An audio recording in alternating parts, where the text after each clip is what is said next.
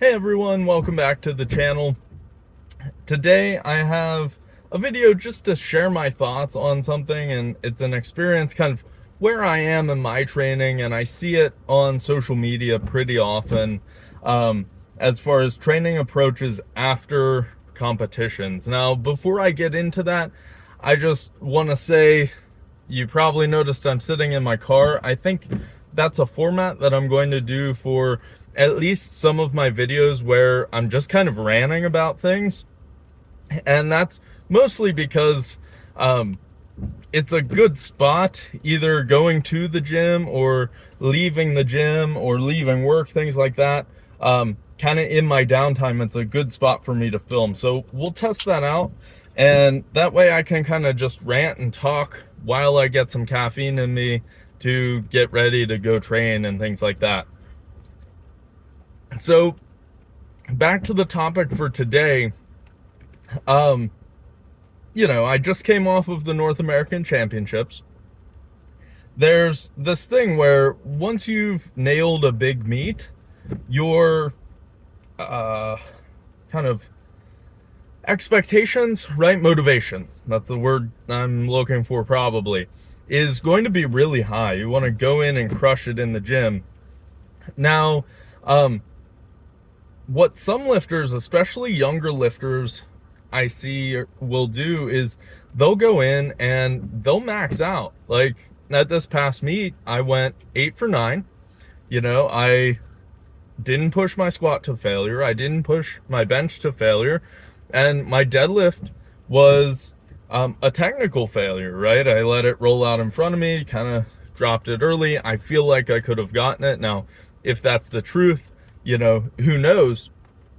But a lot of younger lifters, including myself, would have walked away from that performance wanting to test their actual max. So that leads to them going to the gym the next week and loading it up and trying to squat more or trying to bench more. It's like the Yolo Max week, some people call it. And the problem with that is there's a few things, and I'll kind of lay it out. And I know it's really tempting to want to find your max, play around. You've had this stressful prep where you probably haven't gotten off of program at all. And, it's like this release. You're like, I've got to find my max. Here's the problem with that. One, and I use this, I was talking to some lifters, Mike Tushier and other lifters in the warm-up room of North Americans, and I kind of shared my insight as far as like, I don't ask questions that I don't want the answers to. And what I meant by that is, in my head, leaving this competition, I had much more room in the tank on squat. I squatted 783. I feel like I could have squatted 790 plus, but maybe I load that up in the gym the week after and I miss 785.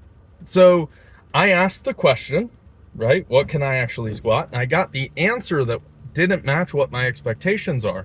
But if I don't ask that question and load up that weight, then I can have the momentum rolling into the next meet of, I had so much more in the tank last time, plus I have more training behind me. That can continue that momentum. Whereas if you max out right after competition and it doesn't go how you want it, it'll kill that motivation that I just talked about, like that, right? And all of a sudden you go from leaving this competition on an extreme high to the next week, you're bummed out because you weren't capable of what you thought you were able to. Now, so that's kind of the mental reason why not to do this. The second reason is more technical. Think of it this way. It's called peaking for a reason, right? So in a peak, the whole idea is you want your number one performance, your peak performance, to be on game day. So would it make sense that you would be able to lift more in the week after game day? No, the answer is no. Because if you can, then you peaked incorrectly, right? And that could be a hint in itself, right? That could tell you, oh, hey, I need to adjust my training so that I peak properly and actually have that, peak performance week the week after. That's a fair play. That's a fair argument. But in reality, what might happen is if you actually peak correctly, the next week might be a down week because you're beat up from that competition, right? And you're trying to max again in the next week.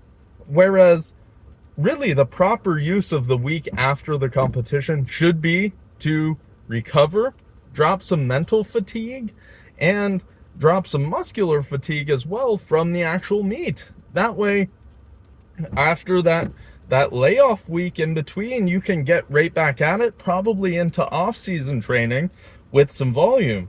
Whereas, so think of it this way, you have your meet, the next week, you could drop that fatigue, and that way you roll right back into training, right? Maybe with some pivot weeks. If you have your meet, and instead of rolling that over and dropping the fatigue, you try and push it further, you're adding another week of fatigue to that. What do you think you're going to have to do the following week to recover, right? You're not going to be able to get right into off-season training. You're going to have to take a week off. And maybe instead of 2 pivot weeks after that off week to get right back into the off-season, maybe it takes you 3 to recover because you had 2 max out weeks before that. So what I'm getting at here is, let's say you compete 3 times a year. I would say that's pretty average. Some people do more, some people do a little less. But if you compete 3 times a year and you do these YOLO weeks immediately after the meet, right?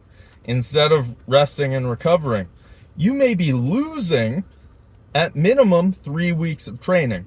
Now, if that increase in fatigue costs you another week after that, right? Let's round it to 5. Okay, so sometimes, maybe it only costs you 1 week of having to rest, right? Mind you, if you're maxing out, that's another week that you're not building strength, you're testing it, right? So say it costs you 5 weeks. Hopefully everyone understands what I mean, right? Instead of recovering, you're maxing again, there's that week. The next week, instead of getting back into training, you're going to have to recover, and then potentially you're going to have to start back up slower again because of that fatigue. So that's where I'm getting 5 weeks over a 3 meet time span. There's an argument it'll only be 3 weeks. There's an argument it could be 6 weeks. But for the math here, let's call it 5. Now, in a span of 52 weeks, powerlifting is a year-round sport. If you cost yourself 5 weeks, that's 10% of your weeks in the year. So all of a sudden, right? And this is where it can get funky, right? Let's say just by doing this YOLO week, cost yourself 5 weeks, 10%. Over the course of 5 years in training, right? You've cost yourself half of a year, right? Because 5 weeks times 5, 25 weeks, 52 weeks in a year, just about a half a year of training you've cost yourself. Now, over 10 years, so that's how long I've been powerlifting personally. You've cost yourself 50 weeks. That's almost a year of training. Think of how much progress you can stack up in a year of training. And that's what you're costing yourself because your ego wants to max out again. And let's be honest, who cares what you lift in the gym? I always tell people, if I could lift 100 pounds every day and then on meet day hit a PR of 790, whatever, okay, I would do it because there's no reason, it doesn't feed me to go super heavy in the gym and hit those gym maxes. It just doesn't make any sense, right? So take that into account. Next time you're tempted to max out immediately after competition, and I understand there's some big name influencers, powerlifters who do this. I'm not saying that I am. I'm just saying it's a little dumb, right? It's either for social media or your ego. That's the only two reasons to do it, or just for fun. Let's face it, we all do this for fun. So, hey, that's cool if you want to do it. But realize, for every person, whenever you do that ego week, that's a week that your competition is resting and recovering to get better for the next time. So you're falling behind by a week. That's all I'm saying. So just conveying to you all, take those weeks after, the days after competition, rest, recover, do your body some good, and then get back into the real training, the hypertrophy, build that base. That's where you get it done. And, leave your ego at the door. Maxing out is for competition, not the gym.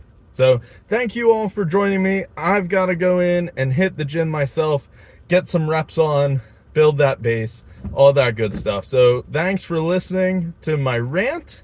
If you're not subscribed, do that. If you are, thank you, as always, supporting the channel. I'm having fun. I appreciate the community. And until next time, happy lifting.